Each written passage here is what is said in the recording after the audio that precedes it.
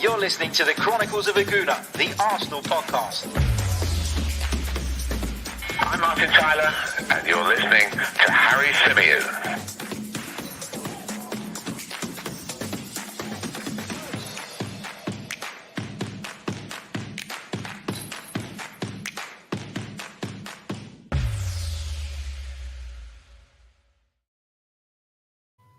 Hello and welcome back to the Chronicles of a Gooner, the Arsenal podcast, brought to you by 90 Min. As ever, I am your host, Harry Symeou, and on this episode, we're going to be discussing the latest regarding Thomas Partey's fitness. We're going to be discussing a brand new transfer link. Brand new is probably the wrong term, but a new transfer link that is doing the rounds. It emerged last summer. It's popped back up again. So we're going to be talking a little bit about that. And we're going to be reflecting on some of Mikel Arteta's comments following Arsenal's win over West Bromwich Albion at the Hawthorns on Saturday night. Big hello to everybody joining us live in the chat.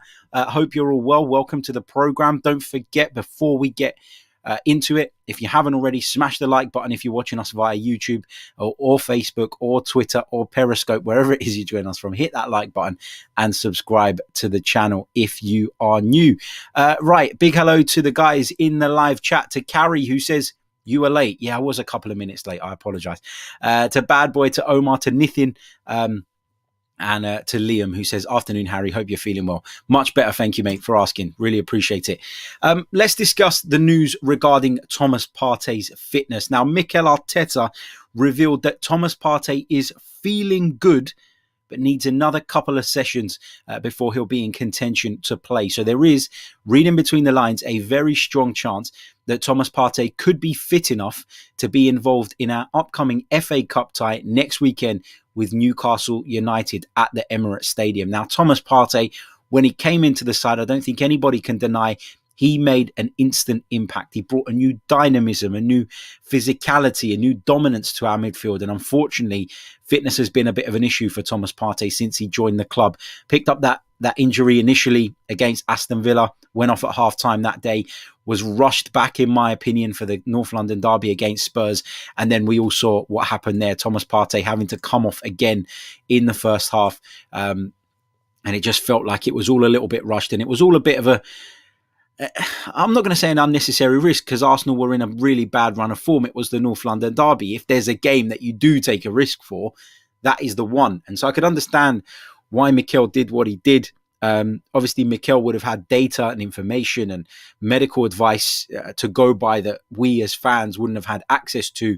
And we've got to understand that as well. You know, they spoke about it after they made the point that he came through the fitness tests, he came through this and he came through that. But no matter what you say, you can't replicate the intensity that goes into a game like a North London derby on a training ground. And so, you know, Thomas Partey breaking down, I don't think came as a major surprise to anybody. But as I say, Mikel Arteta has said that he is feeling good, but he needs another 2 or 3 sessions for us to be able to see if he's anywhere near to 100% ready to returning to the side. Now, my personal view on this is I would not bring Thomas Partey back in the FA Cup game against Newcastle United.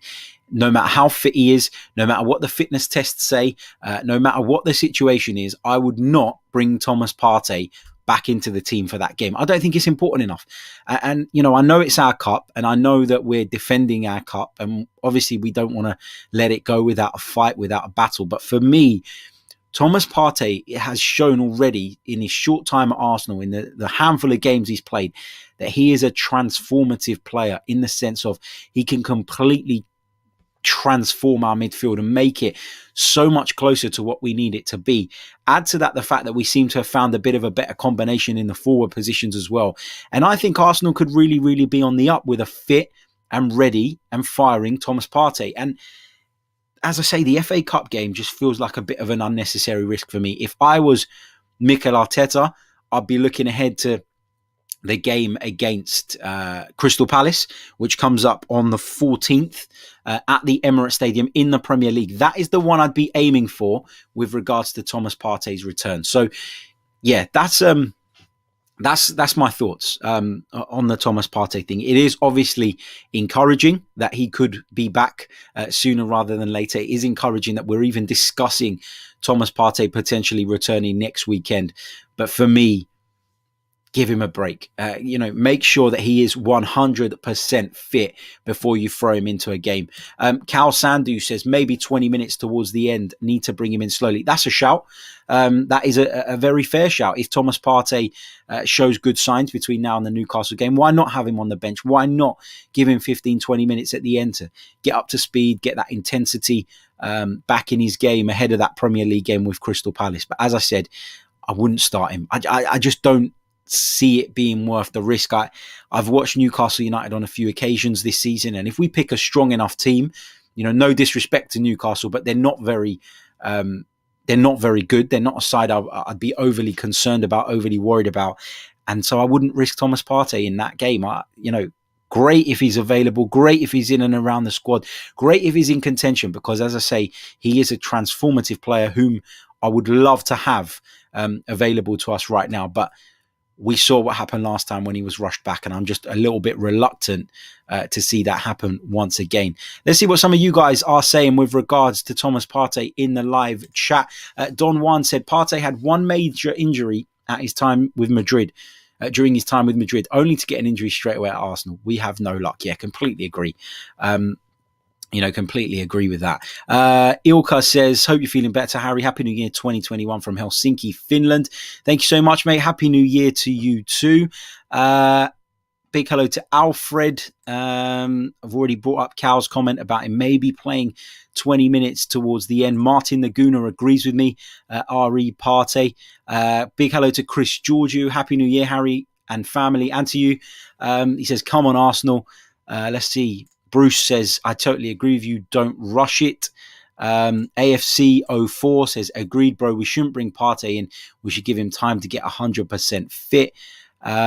Mike says, the difference in recent games is the ability to press forward more effectively. Add Partey when fit and he'll add more dynamism. Like you said, Harry, nurse him back in slowly. So everybody is worried about another potential Thomas Partey breakdown. So everybody, I think, the general consensus here is that Newcastle was too soon for Thomas Partey. Regardless of what the fitness tests say, regardless of what the data says, I don't want to see Thomas Partey on the pitch for Arsenal unless it's a 15, 20-minute cameo maximum. I don't want to see him on the pitch until the 14th of January in that Premier League game against Crystal Palace. That's my view. And from what I'm reading in the comments, a fair amount of you agree with that as well. Let's look at some of Mikel Arteta's comments following the win over West Brom. If you've got any questions that you want to get in the chat, get them in now, and I'll pick those up after this little segment. It is a little bit difficult to keep up with them when the chat is constantly updating. So now's the time to put the questions in. If you've already put one in and I've missed it, drop it in again now so that I'll see it. Just going to touch on a few of Mikel's comments. He made reference to the difficult weather conditions, I thought, on multiple occasions when sort of discussing that game. Really wanted to make that point, didn't he? And I think it's clear that in Mikel's mind, it was a massive concern. We all saw the snow coming down before the game. We saw the snow coming down during the game. The pitch was white at one point. It was something that we haven't seen for years and years and years. And I was concerned. You're always concerned about the pitch freezing over. You're concerned about players picking up injuries. And I think Mikel was very worried about it. I just get that impression from the way he spoke before the game and the way he spoke after the game. He was relieved, I think, to not only get the 3 points, but to come away from that game with no injury issues because of those conditions. And he constantly made reference to that, which suggests to me that it was a real concern for Mikel Arteta. He described the performance as being close to what he wants, but made reference to a few moments in which he felt that his team thought the game was won. So Mikel Arteta just highlighting what was probably, in his view, a little bit of complacency creeping in at certain stages of the game. Fortunately, West Brom didn't punish us. They didn't have the quality to punish us, when they had their moments. But Arsenal were dominating for large parts. I thought Arsenal were excellent, but Mikel clearly, I don't know if he's just saying it to keep everybody on their toes or if he genuinely believes it, but he wanted to make the point, didn't he, that he did see this kind of attitude creeping in at certain points in which the players maybe thought that they'd won the game, and that's not something that he wants to see moving forward. He spoke about the Arsenal team being closer to the idea that he wants, and obviously made reference to that and the fact that this team is on its way to becoming what he wants it to be. We've had a really rocky start to the season. We had a decent start with 2 wins, a couple of dodgy results. Then we had, we went to City, we went to Liverpool, we went to United, got all 3 points. And then after United, we entered in this really bad run of form. And it's been very like this, hasn't it? Up and down so far this season under Mikel Arteta. I know that the last 2 victories came against Brighton and West Brom, but given that prior to those games, you couldn't see where a victory was going to come from, I think you have to be pretty pleased by what we've seen from Arsenal of late and the progress that the team have made. Fingers crossed we continue in that rich vein of form. As I said, Newcastle United coming up next weekend in the FA Cup, and then Crystal Palace in the Premier League. So, there's a real opportunity here for Arsenal to gather some momentum and really push on and try and get closer to where we need to be, which is, in my opinion, challenging for the European places. Let's take some of your questions from the live chat, and then we'll just quickly touch on a transfer rumour that is doing the rounds today. Actually, let me do that first. Keep the questions coming. I can see the chat box is filling up nicely with those. So keep those coming in. The transfer rumour is with regards to Valencia's Carlos Soler. Now, the report comes from El Demarc, which is a Spanish media outlet who claim that Arsenal could reignite their interest in Carlos Soler because of Valencia's financial situation. Now, if you remember back to last summer, we were linked with a move for Soler. He's got 5 goals and 4 assists so far in just 12 La Liga appearances this season. So that's a pretty good return from Carlos Soler. But El Demarc described Valencia as being very vulnerable in the transfer market, and they say that they will consider any decent offers regardless of the damage that would do to their first team. So they recognise that Carlos Soler is a very, very important part of this Valencia side at present, but they also talk about the financial situation that Valencia find themselves in and the fact that as a result of that, they would be open to any decent offers. So this is an option that Arsenal could explore if they're looking for an attacking midfield player in this January transfer window. Is he someone that Mikel Arteta likes? Not 100% sure. He's someone that Unai Emery was constantly linked with. But is Carlos Soler the answer in Mikel Arteta and Edu's eyes? We'll soon find out, I guess, with the transfer window now open. But that is the report coming out of Spain. So Carlos Soler could very much be an option for Arsenal in this transfer window. But stay tuned to the Chronicles of a Gooner, and we'll keep you up to date with all of that stuff throughout the January transfer window. 2 streams a day we'll be bringing you right here. So make sure you're subscribed, and of course hit the like button. Whoops. If you haven't already, apologies there. Almost dropped the microphone. Let's see what you guys are saying in terms of your questions. Robin says, Harry, did you see the body language Oba had yesterday, even when we were 4-0 up? Disgusting. Seen a lot of people make comments about Aubameyang's body language in the aftermath of that game at West Brom. I feel like, yes, it wasn't ideal at certain points, but I feel like that's frustration. It's not Aubameyang not wanting to score. It's not Aubameyang not caring, in my opinion. I think it's just pure frustration in the fact that his season hasn't gone the way he would have necessarily hoped, considering the heights he hit last season and the season before that. So I do think that there is a bit of frustration coming through with Pierre-Emerick Aubameyang. I know people would talk about the body language, and I think when Mikel was talking about the team acting like maybe they'd won the game, perhaps some of Aubameyang's actions in terms of there was a back heel that he played and a really pedestrian bit of movement that I saw from him towards the end of the game. Perhaps that's the kind of thing that Mikel was referring to, but I'm not overly concerned by it. I do think that what you're seeing from Aubameyang right now is a frustration. And as I said on last night's show, we all know what a top quality player Pierre-Emerick Aubameyang is. And we all know that he will get back to scoring goals sooner rather than later. So I still have faith in the player, and I'm not going to read into that kind of thing just too much at this point.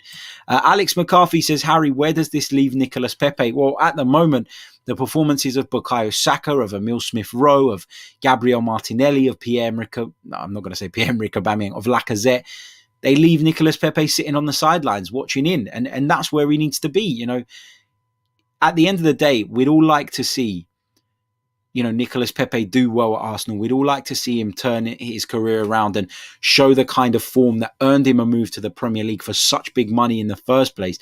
But at the end of the day, the team has to come first. That's Mikel's job, is to look after the team, is to make sure that the team are performing. And for me, if somebody's doing a better job, then you leave Nicolas Pepe on the bench. He'll get opportunities. There's enough games. There's a Europa League campaign as well, in which he's featured very heavily so far. He's got to take the opportunities when they come along, whether that be by somebody being injured, somebody being suspended, whether that be in the Europa League and the FA Cup. Nicolas Pepe will get opportunities this season, and he has to take them, and he has to give Mikel Arteta no choice but to bring him into the side. Nithin says, Ozil in the FA Cup game squad, your thoughts? Can't see it. I've said it time and time again. I like Mesut Ozil as a player. I really do. But I feel like the relationship is broken, damaged, destroyed. Isn't going to turn around. And for that reason, I can't, I just can't see how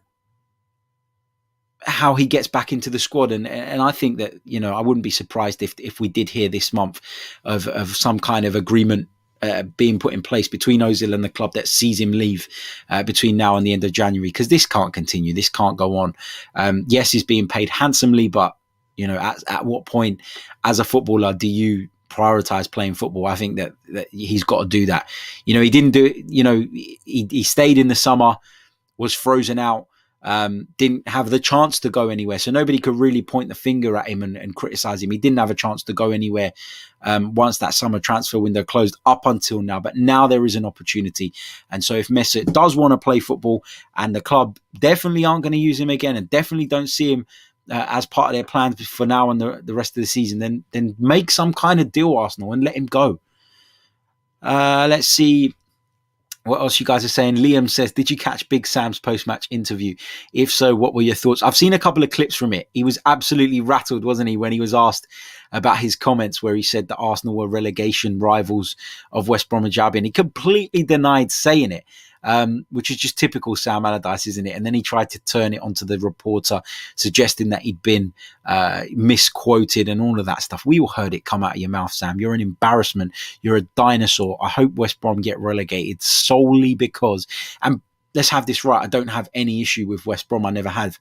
But I want them to go down solely because they appointed this absolute dinosaur who worked his whole career to get a job like the England one and then just cocked it up by getting pissed in a pub and acting like a complete and utter twat. So, yeah, no time for Sam Allardyce whatsoever.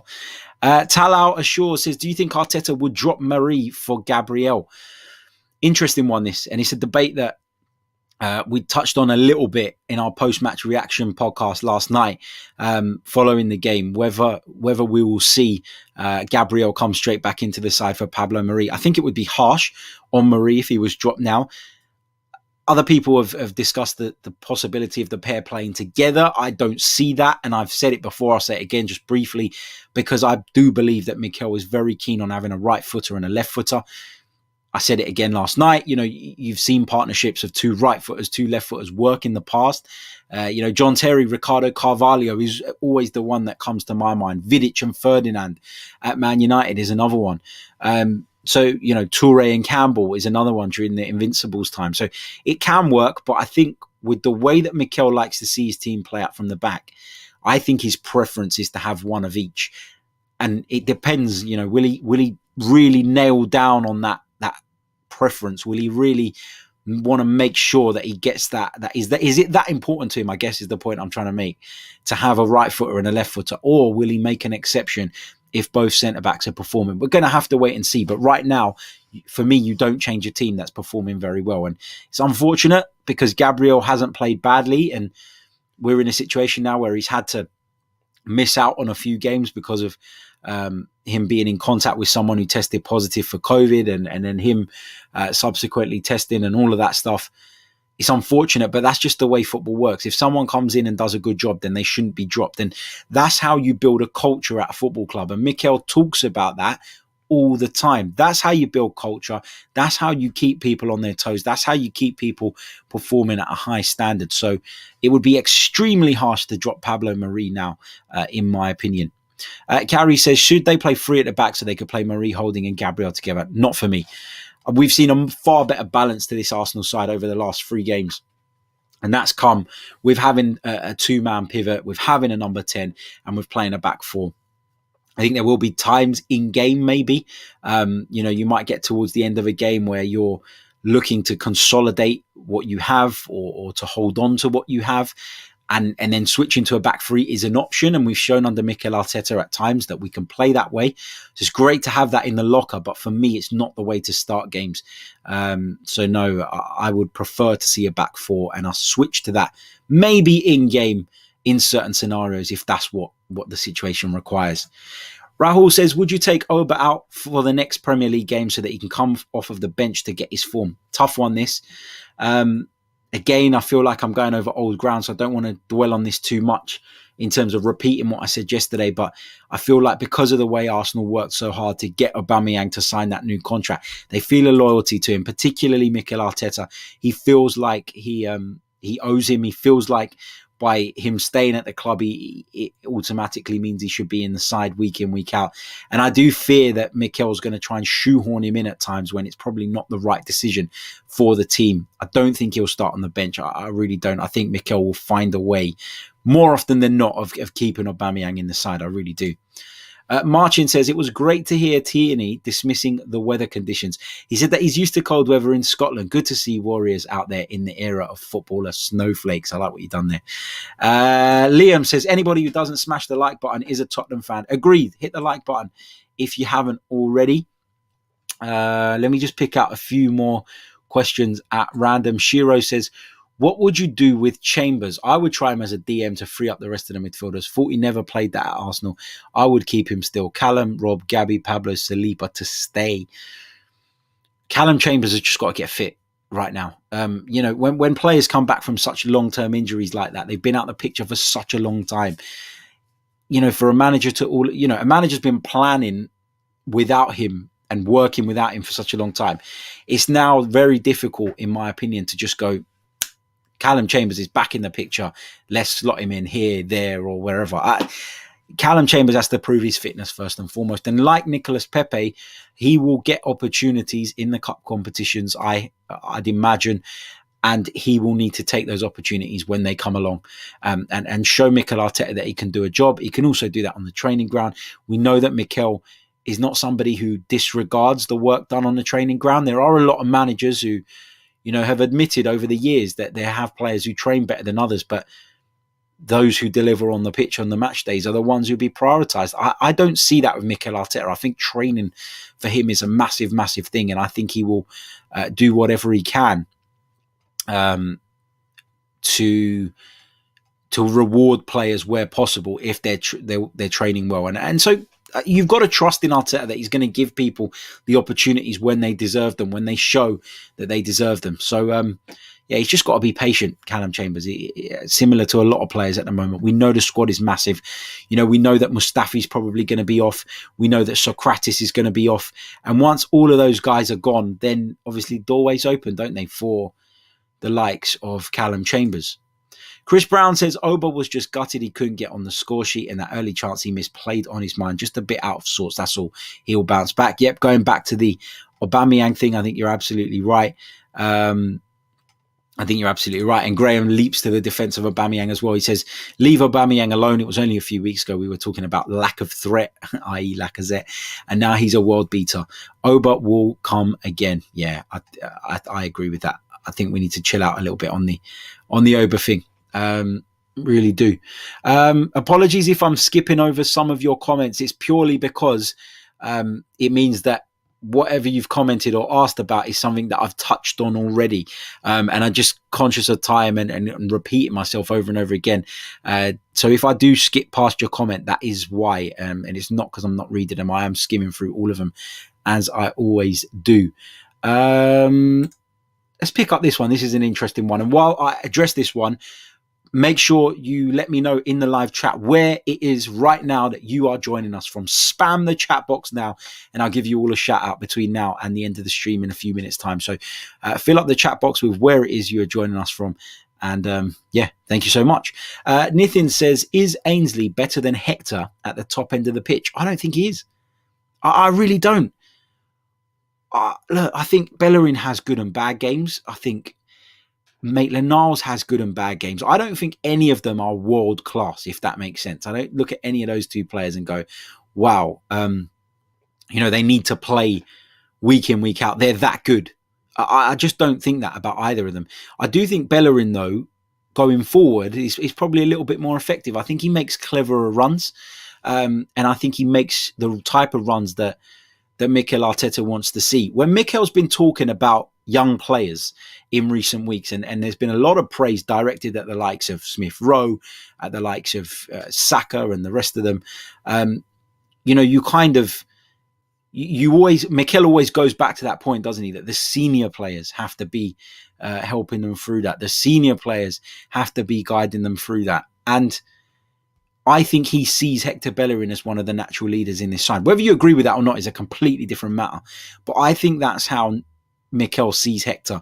And I don't think he sees much difference in the talent between the two. And on that basis, he goes with Hector. I think Hector's been effective in attacking situations of late. I really do. I think he gets in the right positions.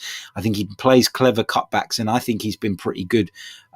Yes, he's had a bit of a blip at times. I think 3 or 4 games ago, he had a really shitty period. But I don't look at Ainsley Maitland-Niles and think he's an unbelievable footballer and he should be ahead of Hector Bellerin. So I haven't really got an issue with Bellerin being selected ahead of him. I feel like Maitland-Niles is useful more because of his versatility than him actually being outstanding in one position. And that's a bit of a shit position to be in as a footballer, because maybe your career won't hit the heights that it could because you don't have a specific nailed on position.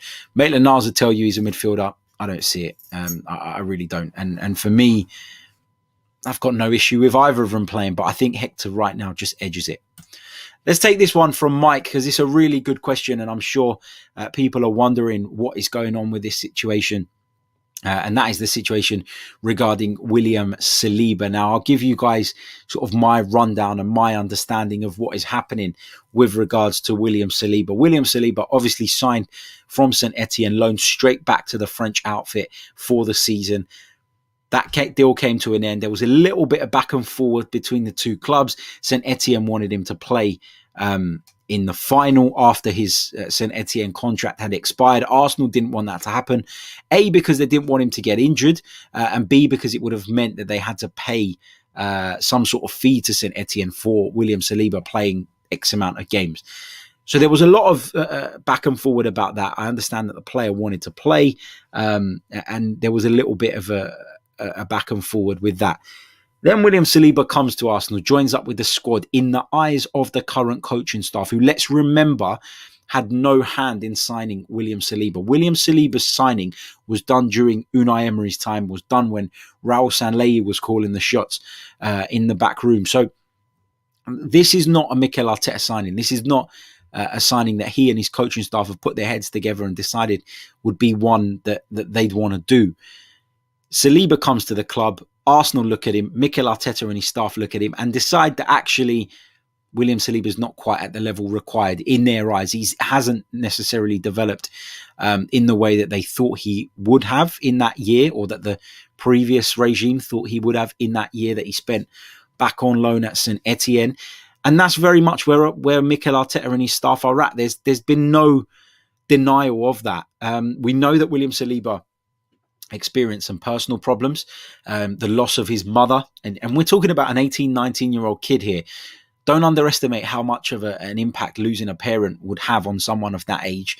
It has an impact on anybody of any age. So, at 18, 19 years old, having to go through that and then having to move to a foreign country shortly afterwards, I think was probably very, very difficult for William Saliba. But being left out of the squads, I think, has been a little bit of a kick in the balls. And when we talk about the likes of Mustafi, and various others who are destined to leave the club in the summer but were included in the squad, William Saliba probably has a right to look at that and think, well, this guy ain't even going to be here. I'm supposed to be part of Arsenal's future. That's how it was sold to me when I signed for the club. And now I'm nowhere to be seen. I'm not even in the picture. You can understand why Saliba may be a little bit frustrated. He wants to play football. It's no secret that he and his representatives are very open to a loan move or even a permanent move away from the Arsenal, because my understanding right now is that William Saliba and his representatives feel like he's been mistreated by the football club. Now, Mikel Arteta's got to make tough decisions. Mikel Arteta sees this guy in training every day. And it irritates me when I hear Arsenal fans going, Saliba should be playing every week. How many of you actually sat and watched Ligue 1 last season and watched William Saliba playing for St Etienne? A handful of you, I'm sure, if that. So to a degree, you've got to trust in the manager's opinion. He obviously doesn't think that he's ahead of Gabriel. He doesn't think he's ahead of Holding, Louise, Marie, Mustafi in his current form. Will he go on to be a better player? Will he go on to be an Arsenal future centre-back? Who knows? If he stays at the club, maybe. But right now, he's in a situation, William Saliba, where he needs to be playing football. He wants to be playing football. And it looks increasingly like that's not going to be at the Emirates Stadium. Whether it's going to be a loan or a permanent deal remains to be seen. I can't, in this current climate, imagine anybody coming and tabling a bid anything like what Arsenal paid for him. And so for me, a loan feels like the most likely solution to this issue. So that's probably gone on a little bit too long there, but thanks for the question. Really good question. It's a really complex situation, and I think this is one to really keep an eye on in the next month or so. Will Saliba leave the club? If so, where will he go? And will it be on a permanent deal or on a loan deal? We'll have to wait and see. Let's give you guys a big shout out in the live chat. Graham joins us from Paul, Nithin from Sweden, Tevin from Jamaica, Talal joins us from Saudi Arabia, Carrie joins us from Finland, Mark's in Kent, Jared joins us from Bermuda, also watches on 90 Min. Thank you so much, mate. Thank you for tuning in. Really, really appreciate it. Rajiv joins us from Nepal. What else have we got here? Just I've lost where I was in the comments. Here we go. There we go. Archie joins us from Portsmouth. We've got Vancouver, Canada. Where else have we got? Let's see. Just going through your Ainsley Maitland-Niles comments. A lot of you actually saying that you'd rather see Ainsley Maitland-Niles in the side. And some of you questioning my opinion on Hector Bellerin going forward. I think he is effective. I really do. I really do. What's this? Osman Ali says, Harry, you've been around media people in stadiums and probably met ex-footballers. I have. Have you noticed a bias towards Man United? Because for me, watching on my TV, it seemed that way since the mid-90s. Yeah, I have. And I had a little rant about it, didn't I, on the podcast the other day? Because I do feel like that bias is there. And I mentioned the example of Gary Neville, actually, when he was talking about Paul Pogba winning a penalty, but the week before he slagged off Kieran Tierney for doing the same thing. I expect a bit of bias from Gary Neville because he's a Man United legend and all of that. But for me, it's not even the fact that Gary Neville's biased. It's the fact that the producers, the people that run the channel, the people that are in charge of the content allow that kind of bias to come through and pick a Man United guy on a Man United game. And I know they think that he's offering insight by doing that, but where's the insight for an Aston Villa fan? It's always been geared, Sky Sports, towards Manchester United and Liverpool, in my opinion. Always has, always will be. And I'm not gonna entertain any dispute about that, because I genuinely think that's the case, and I have done for years and years, way before I even got into this line of work or doing anything like this. Niron joins us from Antigua and Barbuda in the Caribbean. How you doing, mate? Rickson joins us from Nigeria. Jay-Z says, what are your opinions on AFTV? Always a touchy subject, this one. Look, I don't have an issue with AFTV. They do what they do. They can do what they want. I've been on AFTV before. I've done one fan cam after a game, and I've been on a couple of their studio shows, which are very different in terms of the layout and the fact that it is a bit of a debate, a little bit calmer. I think there are characters on AFTV that play up to the camera. But I do think that as a concept, it was a great concept. And you can see by the size of it that it's very, very popular. Not my cup of tea necessarily, because I like calmer. I'm not going to say more informed because that's disrespectful to some of the people on there, but I like calmer and more rational discussion rather than immediate mad reaction after a game. That's just my view. But each to their own. They do their thing. They do it well, and that's it. I haven't really got an issue. If you don't like it, don't watch it. Simple as that. Big hello to A, who joins us from Melbourne, Australia, and to Rawinder Singh, who joins us from Canada. Thank you so much. We've also got Samson joining us from Sierra Leone, and Harish from India. Talal asks, when is the gas tank coming back? I'm not 100% sure, mate. I'm not the man to ask necessarily. I'm just one of the panelists, but I'm sure it'll be back this week. I can't imagine it not being back. I think there probably would have been a little bit of a break between Christmas and New Year's. Perhaps some of the guys were off. I don't know exactly, but I'm sure it'll be back on your screens very, very soon. So stay tuned for that. And make sure you subscribe to 90 Min. And that way you'll never miss a show. Right, that brings us to the end of this live edition of the podcast. Thank you all so much for your support once again. Don't forget to hit the like button, subscribe if you haven't already, leave us a 5-star review if you're listening via the audio. We'll be back tonight with our second stream of the day, discussing all things Arsenal and some of the action from the Premier League today. So until then, take care. Thank you so much. Cheers.